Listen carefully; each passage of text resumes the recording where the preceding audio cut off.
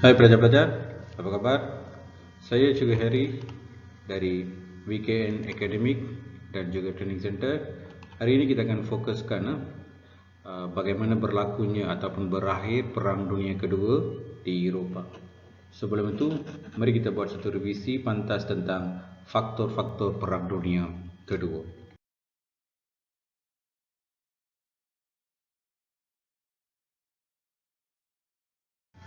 Perang Dunia Kedua ini berlangsung antara tahun 1939 hingga 1945. Perang Dunia Kedua melibatkan dua kuasa, iaitu kuasa paksi pertama dianggotai oleh Jerman, Itali dan Jepun. Manakala kuasa bersekutu pula dianggotai oleh Amerika Syarikat, Britain, France dan juga Rusia. Okey, inilah dua kuasa yang telah berperang antara satu sama lain dalam Perang Dunia Kedua ini, satu kuasa paksi dengan kuasa bersekutu. Okey, Perang Dunia Kedua melibatkan kawasan yang lebih luas, iaitu di Eropah, Asia, Afrika dan juga Kepulauan Pasifik. Alright. Apa yang kita perlu fokuskan di sini, Perang dunia ini, iaitu Perang Dunia Kedua ini mengakibatkan kerosakan dan kematian paling banyak dalam sejarah dunia moden. Perang Dunia Kedua membabitkan kebanyakan negara di dunia dengan pertempuran di beberapa medan utama berlaku secara serentak dan mengorbankan sekitar 70 hingga 85 juta nyawa. Okey, bukanlah satu orang atau dua orang, ini 70 hingga 85 juta nyawa terkorban dalam Perang Dunia Kedua ini. Okey, banyak strategi-strategi telah digunakan seperti penggemboman, serangan, lagi serta berlaku kematian daripada kebuluran dan juga penyakit. Okey, so sekarang kita akan tengok apakah faktor-faktor yang menyebabkan berlaku Perang Dunia Kedua.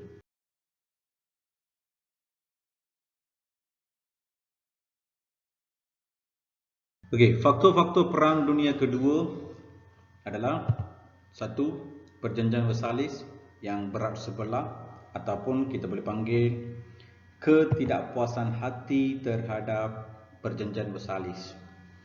Perjanjian Versailles telah menimbulkan rasa tidak puas hati dalam kalangan pemimpin, terutamanya Jerman, kerana Jerman terpaksa membayar pampasan yang tinggi selepas kalah Perang Dunia Pertama. Selain daripada Jerman, kita juga ada Itali yang berada di pihak yang menang dalam Perang Dunia Pertama, turut melahirkan rasa tidak puas hati terhadap perjanjian Versailles. Ini kerana Itali tidak diberikan ganjaran yang sewajarnya seperti mana France dan Poland terima. Faktor kedua adalah kemunculan ideologi baharu. Pertama, fasisme. Fasisme ini kita boleh dikaitkan dengan Benito Mussolini yang menjadi diktator Itali antara tahun 1922 hingga tahun 1943. Beliau memberi keutamaan kepada kepentingan negara melebihi kepentingan individu dan percaya kepada nasionalisme yang melampau, termasuk berperang bagi meningkatkan imej negara. Ideologi seterusnya adalah Nazisme.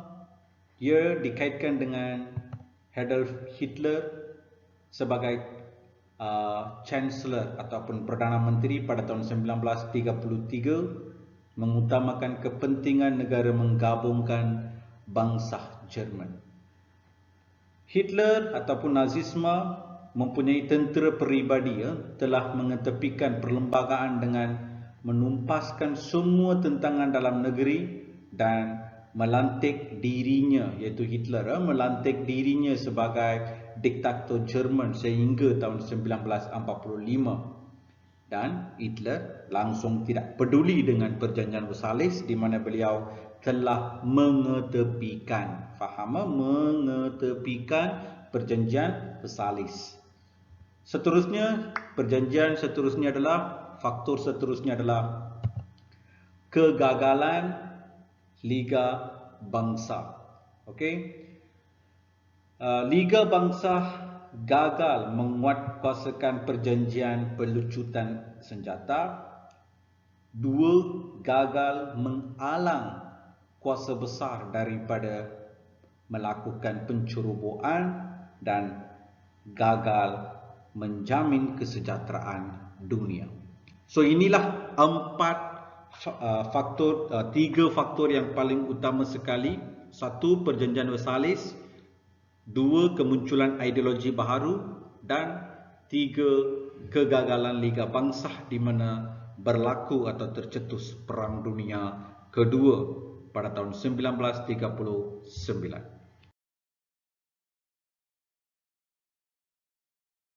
Baik pelajar-pelajar, mari kita tengok berakhir Perang Dunia Kedua di Eropah. Perang Dunia Kedua di Eropah ini dapat berjaya diakhirkan melalui kerjasama kuasa-kuasa besar, iaitu Amerika Syarikat, Britain dan juga Rusia. Presiden Amerika Syarikat George Franklin Roosevelt dan juga Perdana Menteri Britain iaitu Winston Churchill, mereka telah sering mengadakan satu hubungan ataupun mengadakan satu pakatan untuk menamatkan Perang Dunia Kedua ini. Dan seterusnya, komander Rusia juga turut terlibat dalam Perang Dunia Kedua ini untuk menamatkan, mengadakan satu pakatan ketenteraan bagi menamatkan Perang Dunia Kedua ini. Satu persidangan telah diadakan di Yatlah, Rusia untuk membawa satu perjanjian antara ketiga tokoh ini bagi menamatkan Perang Dunia Kedua ini. Apa yang telah termeterai di sini adalah perjanjian, persefahaman ataupun perjanjian yang berlaku antara ketiga tokoh ini, Franklin Roosevelt, Winston Churchill dan juga Joseph Stalin from Russia. Mereka telah buat satu perjanjian di mana komander, tengok nota sini, komander tertinggi bersekutu diketuai oleh Amerika Syarikat, iaitu tentera darat, tentera udara dan juga tentera laut.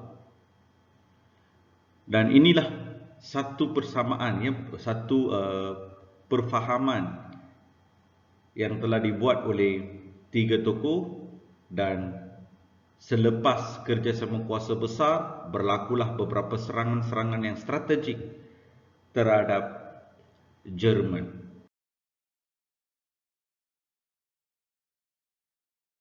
Lepas pertemuan tokoh-tokoh besar, mereka telah membuat beberapa strategi untuk menyerang, untuk rancang menyerang Jerman. Kesilapan yang telah dibuat oleh kuasa paksi untuk membuat keputusan politik dan ketenteraan dalam operasi menawan Rusia membawa kegagalan. So oleh yang demikian sekarang kuasa paksi kamu tahu kan, iaitu Jerman, Itali dan Jepun, mereka gagal membuat keputusan yang politik dan juga keputusan ketenteraan, membawa kegagalan yang besar kepada mereka. Manakala kuasa bersekutu, iaitu di bawah kepimpinan ketenteraan Amerika Syarikat, membawa satu kejayaan yang besar, membawa kejayaan yang besar kepada kuasa berikat ini.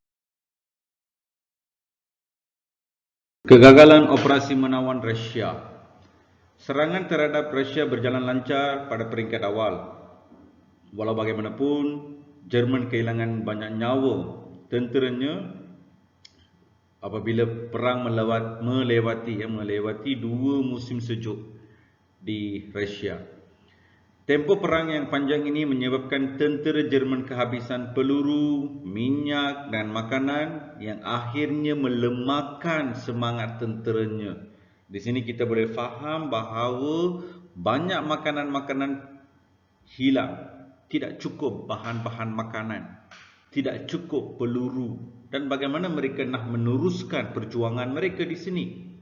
Akhirnya General Jerman Friedrich von Paulus, beliau mengambil keputusan untuk menyerah diri kepada Rusia.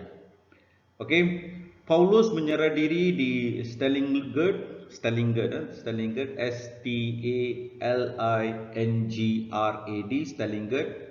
pada 21 Januari 1943, iaitu hari yang sama beliau diumumkan kenaikan pangkat ke Field Marshal oleh Hitler. So 2 jam sebelum ke penyerahan diri Paulus telah dilantik sebagai Field Marshal, satu pangkat yang tertinggi dalam ketenteraan di Jerman. So tapi dia tak boleh tahanlah. Paulus tak boleh tahan dengan serangan-serangan yang telah dilancarkan oleh Rusia ini. Lagi-lagi pun bekalan sudah habis. Minyak tak ada, makanan tak cukup, ramai mati. Bagaimana dia nak teruskan peperangan ini? So, dia terpaksa menyerahkan diri. Manakala Hitler pula menjangka Paulus akan membunuh diri. Tetapi apa yang jadi? Field Marshal itu Paulus Jerman ini telah ditangkap hidup-hidup.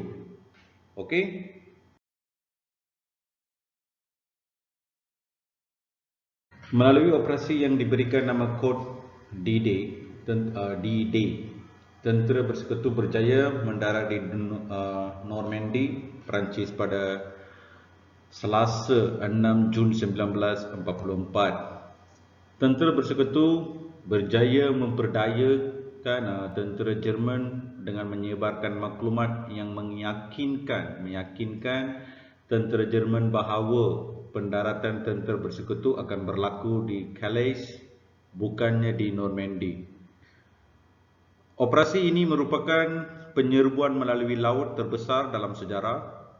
Operasi ini menandakan permulaan pembebasan barat laut Eropah daripada penguasaan Nazi dan menyumbang kepada kemenangan bersekutu di barisan barat.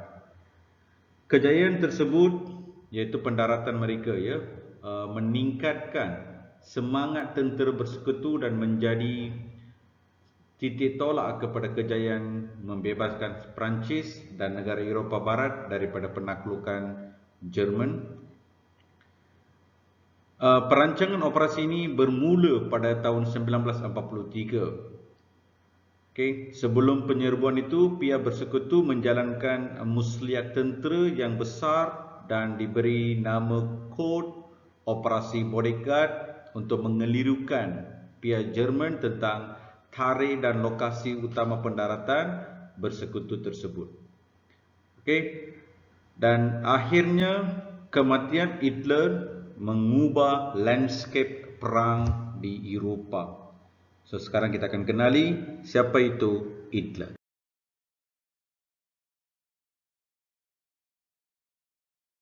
Ramai pegawai tinggi Jerman berpendapat bahawa mereka tidak mampu untuk menangani peperangan ini dan berasaskan bahawa negara mereka akan hancur jika Hitler terus memberi arahan.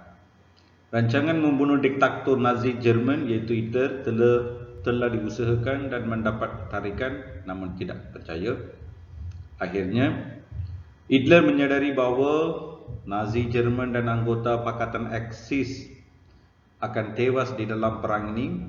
Pada awal 1945, tentera Soviet Union iaitu Rusia telah berjaya membuatkan tentera Nazi Jerman berpatah balik ke Eropah Barat, manakala Pakatan Elit semakin marah memasuki Jerman dari arah barat. Hitler yang seolah-olah sudah menyerah kalah telah melangsungkan perkahwinannya bersama cinta hatinya Eva Braun dalam satu majlis kecil di Kubu Berlin pada 29 April 1945.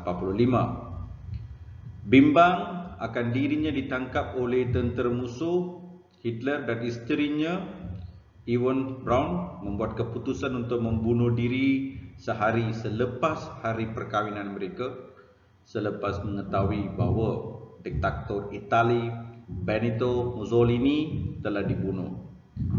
Mayat mereka kemudiannya dibakar di tempat penggemboman di luar kedutaan Reich. Okey.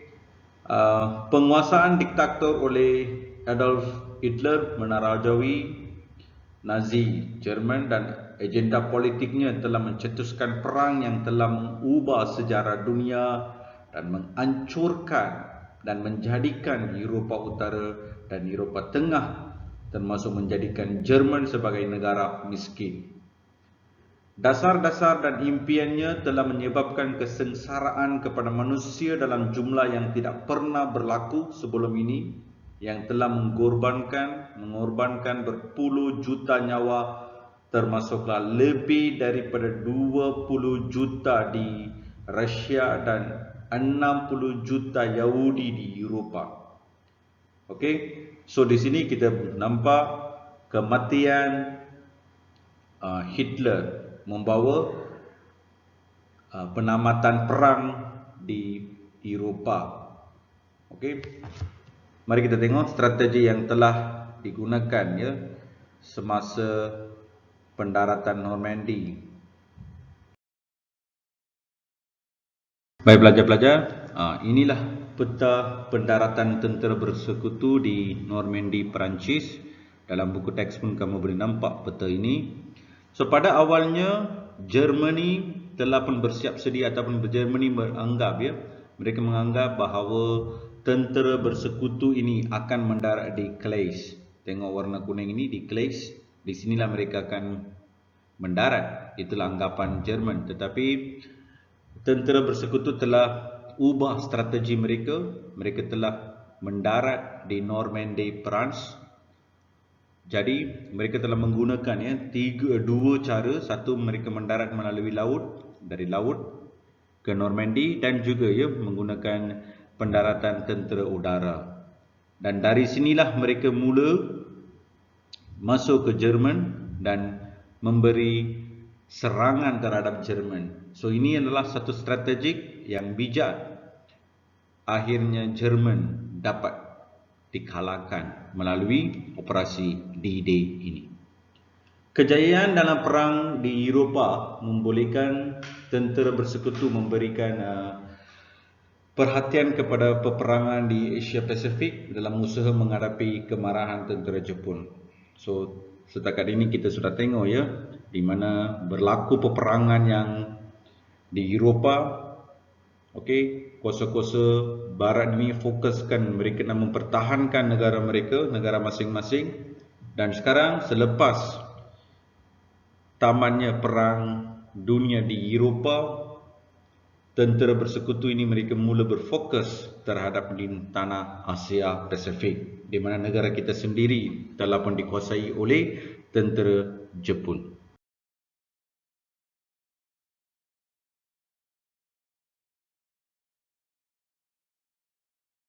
Soalan, operasi yang diberikan nama kod D-Day membolehkan tentera bersekutu mendarat di Eropah. Namakan lokasi negara Eropah yang terlibat dengan pendaratan tersebut. Pelajar, masih ingat lagi, namanya adalah di Normandy, Perancis. Soalan B, nyatakan lokasi awal yang dipilih oleh pendaratan tentera bersekutu.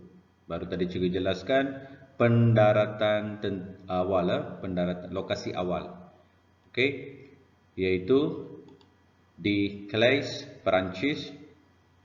Soalan C, jelaskan kesan daripada kejayaan tersebut. Apakah kesan daripada kejayaan iaitu operasi D-Day ini?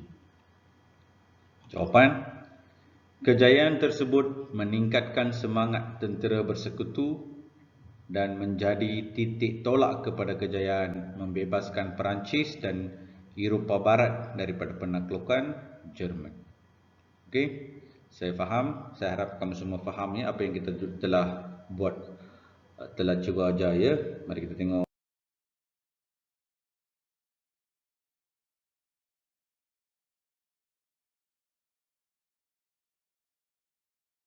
Baiklah saudara-saudari, ini saja untuk minggu ini.